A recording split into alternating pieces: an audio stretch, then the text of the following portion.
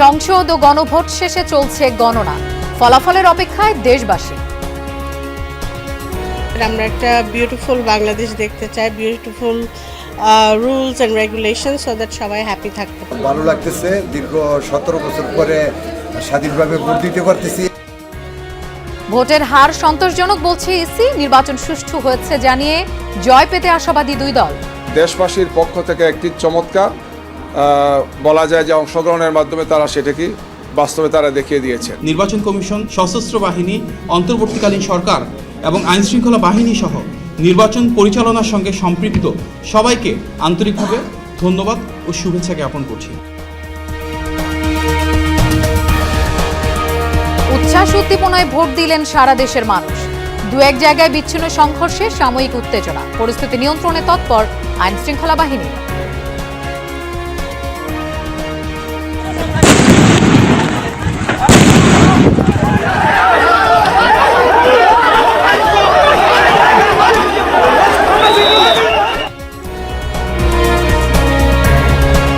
দীর্ঘ 25 বছর পর সপরিবারে গুলশান কেন্দ্রে ভোট দিলেন তারেক রহমান। মিরপুরে নিজ আসনে জামাত আমিরের ভোট প্রদান, জনরায়ের প্রতিফলন হবে আশা দুই নেতা। এটা সমগ্র বাংলাদেশে যে প্রায় 13 কোটি ভোটার আছে সকলের জন্য একটি উল্লেখযোগ্য দিন, সকলের জন্য একটি স্মরণীয় দিন। এই ভোটটা শান্তিপূর্ণ হোক, সুষ্ঠু হোক, সন্ত্রাস মুক্ত হোক, দখল মুক্ত হোক এবং সবার কাছে গ্রহণযোগ্য হোক, এটা আমরা দোয়া করি। নির্বাচনের মাধ্যমে নতুন বাংলাদেশ গড়ার সুযোগ সৃষ্টি হয়েছে, ভোট দিয়ে বললেন প্রধান উপদেষ্টা। 1.5 বছর ধরে এই দিনের অপেক্ষায় জাতি, মন্তব্য সেনা প্রধানের।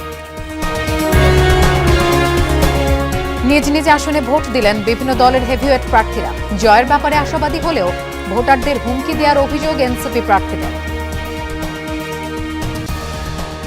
কেন্দ্রগুলোর যতটুকু খবর এখন পাচ্ছি, বিজয়ের ব্যাপার আমরা আশাবাদী। ভোটের পেছনে যাদের এই অবদান, আমি তাদের কাছে স্মরণ করছি। 2টা জায়গায় আমাদের কয়েকটা কেন্দ্র রয়েছে, সেখানে আমাদের সমর্থকদের ধাওয়া দেওয়ার চেষ্টা করেছে। পরবর্তীতে সেনাবাহিনীর হস্তক্ষেপে সেটা পরিস্থিতি সেখানে শান্ত হয়।